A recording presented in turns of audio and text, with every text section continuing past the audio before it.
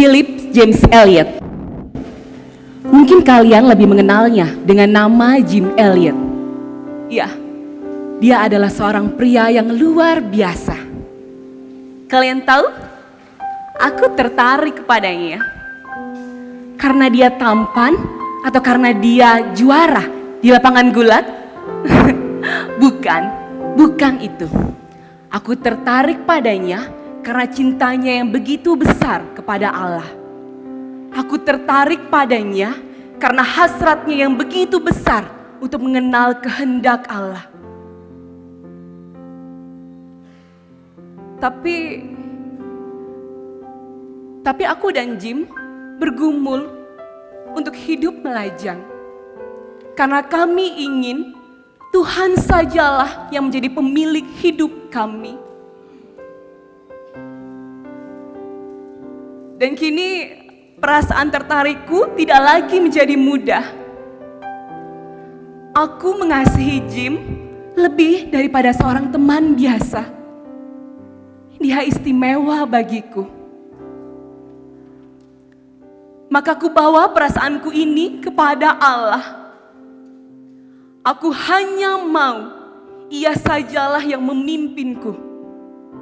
Bukan perasaanku dan bukan hasratku sendiri. Ku bawa perasaanku ini kepada Jim di bawah kaki Tuhan. Allah yang begitu baik. 8 Oktober tahun 53, aku telah resmi menyandang nama belakang Jim Elliot. Ya, Elizabeth Elliot. Aku dan Jim, kemudian kami tinggal di daerah Ekuador. Dan Jim, dia memiliki pergumulan untuk dapat melayani orang-orang di pedalaman Ekuador Barat. Di pedalaman Ekuador Barat terdapat hutan rimba di mana orang-orang di sana belum mengenal Kristus. Iya, bahkan kabarnya belum ada satu orang pun yang dapat menyelesaikan pertemuan dengan mereka tanpa terbunuh.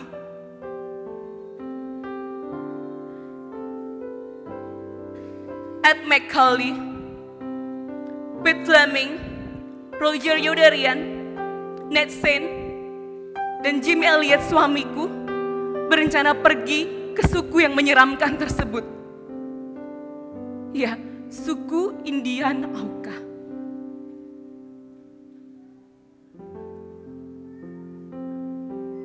Kalian tahu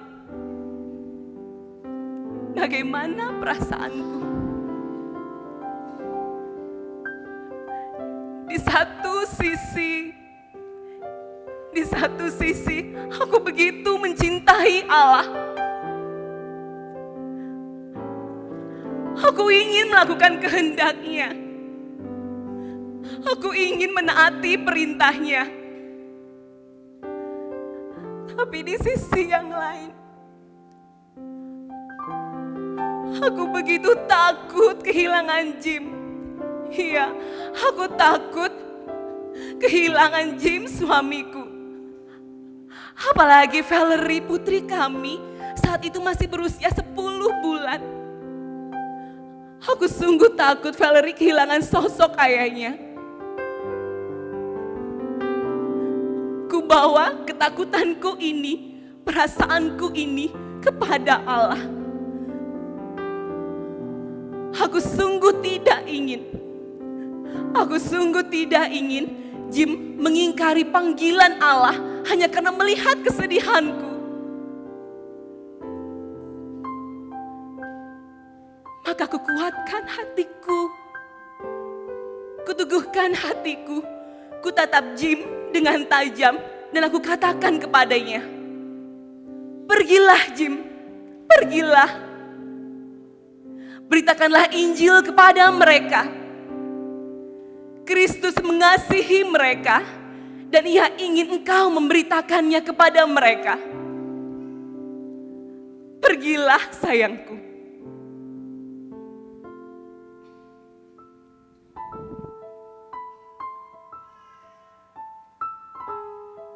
Dan apa yang aku takutkan pun terjadi. Ketakutanku pun terjadi. Baru saja Jim dan keempat orang rekannya tiba di pantai di Ekuador Barat. Baru saja mereka berlabuh, sekelompok orang dari suku tersebut datang. Dan mereka menghujamkan tombak yang tajam. Tombak yang tajam itu ke tubuh Jim dan keempat orang temannya.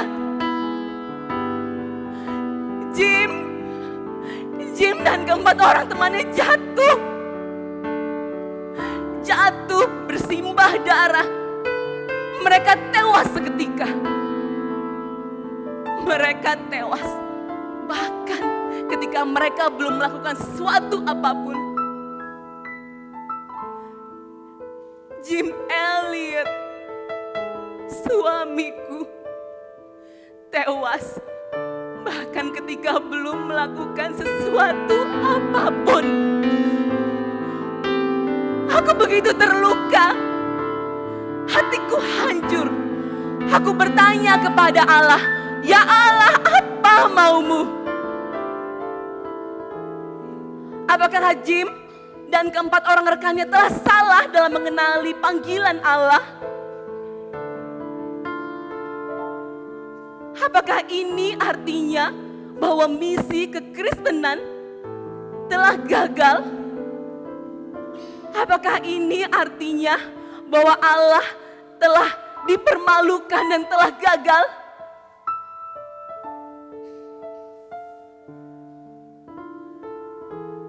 Dan kemudian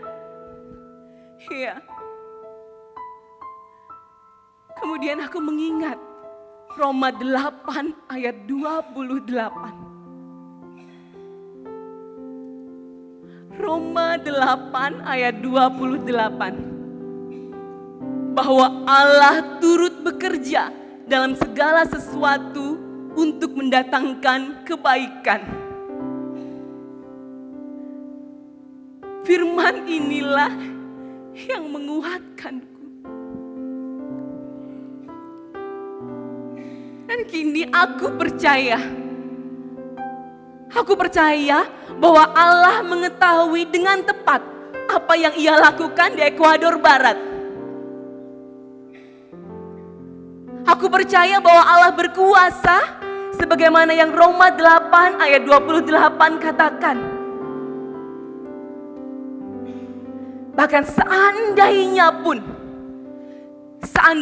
tidak ada orang dari suku Indian Auca yang diselamatkan. Bahkan seandainya pun tidak ada lagi orang yang pergi untuk menyatakan Injil ke suku tersebut, aku tetap mau percaya. Aku tetap mau percaya bahwa kematian Jim dan keempat orang rekannya ada dalam rencana Allah dan itu untuk kebaikannya. Itulah yang menjadi dasar percayaku.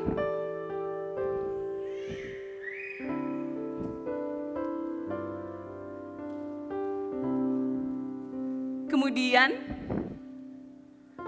aku memutuskan untuk menyelesaikan misi suamiku. Kukuatkan kakiku ke terobos hutan di Ekuador Barat. Aku ingin membuktikan bahwa kekuatan kasih Kristus jauh lebih dahsyat daripada kekuatan tombak paling kejam milik siapapun. Oktober 1958, aku dan putriku Valerie yang saat itu berusia 3 tahun, kami mulai tinggal di tengah-tengah suku Indian Auca. Dan kalian tahu, bahkan mereka memberikanku nama dari bahasa suku tersebut. Sampai saat ini, bahasa itu terdengar indah di telingaku. Gikari, yang artinya burung pelatuk. Oh, betapa Allah sungguh memeliharaku. Dan kalian tahu, apalagi yang membuatku begitu bersuka cita? Akhirnya sekelompok orang, 5 orang Indian Auca tersebut yang telah membunuh Jim dan keempat orang temannya kini telah percaya kepada Kristus. Iya, bahkan mereka kini telah menjadi pemimpin gereja di suku tersebut. Kalian lihat bagaimana Allah bekerja. Iya, kuasa Injil lah yang mengubahkan hidup manusia.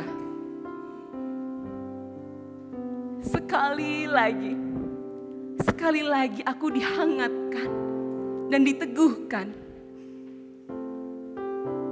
oleh kuasa Allah dan oleh Injil Kristus.